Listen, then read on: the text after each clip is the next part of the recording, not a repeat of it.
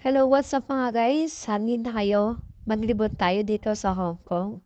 So, nandito tayo ngayon sa Jordan at night market.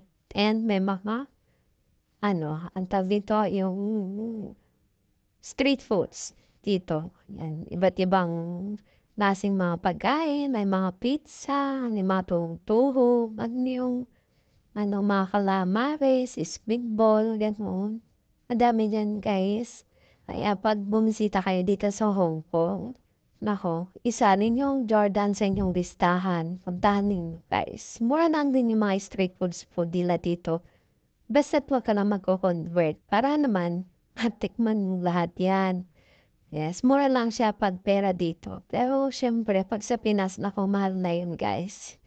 Ayan, masasarap naman yung mga pagkain nila po. Ayan. Ayan, dami 'di ba?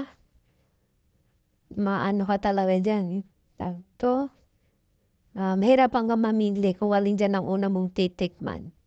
Ayan guys. So, thank you for watching.